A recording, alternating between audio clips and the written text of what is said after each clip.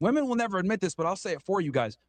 There's nothing worse for a woman than settling on a guy that she feels that she could do better than, right? And what ends up happening is with a lot of average men, 5'8", making 30 to 50K per year, a lot of women see better than that in America. Even average looking women feel that they could do better than that, right? There's nothing worse than an average guy to a majority of women. So what women do is they'll go to school, they'll pursue an education, they'll become successful.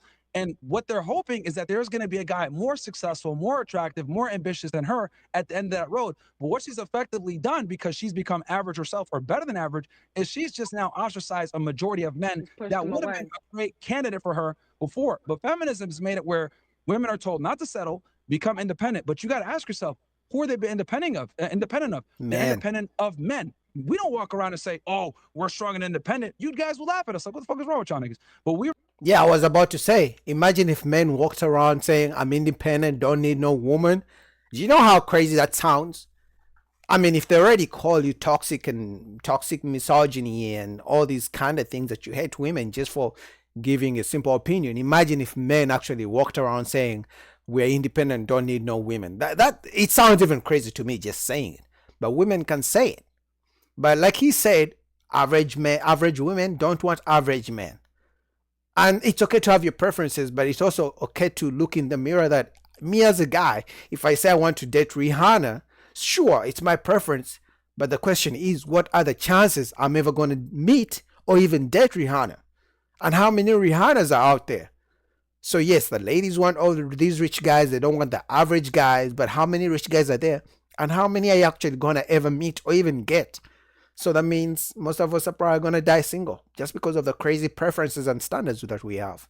We run around and we praise women for being independent all the time, but we don't ask ourselves, independent of who? It's of men. Of which men in particular? The majority, aka the average man. Yep. Most women are chasing the same small 10 percentile of guy. 6 foot plus, 100K per year, good career, charming, love dogs, asshole, but at the same time, you know, a nice guy. Like they're looking for something that's very difficult to find in one guy. So when you made the topic like, hey, women are told to go, you know, get their money, but at the same time also kind of be a wife.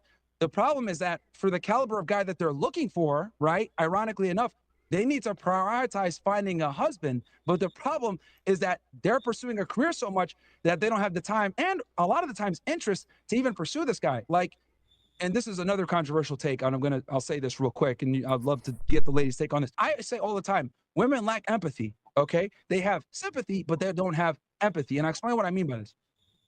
So men, we understand innately that we need to go out there and improve ourselves, make money, get some status, etc., so that we could be a catch. We understand that we're a bum working at McDonald's. We ain't getting no bitches. We accept this reality. Women, though, however, I notice don't understand this. I'll give you an example. A girl will open up an Instagram, have pictures of herself all over the internet being a thought. She'll go pursue a career. She'll do a bunch of twerking stuff on the internet. She'll wear weird weaves. She'll do all this kind of crazy stuff, right?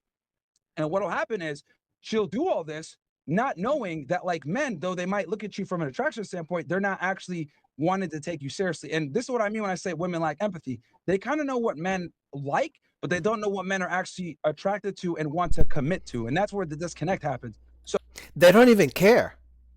It's one thing not to know, but they don't care. Because as men, we are taught how to treat women. Flowers, do this, plan a date, call her, text her, be nice to her, listen to her, hug her. Like, do all a bunch of these things for a woman. Right? And they expect it. They also know. In fact, so many times you guys have heard women saying you are not a real man. And if you ask them what a real man does, a real man provides, a real man protects, a real man buys flowers, a real man takes me on a nice date. They have all the things a real man is. But have you ever stopped asking and you ask a woman, hey, what does a real woman do for a man? She's going to say, in fact, usually if you ask, which means what do you bring to the table, they already say, I'm the table. They say I'm the prize.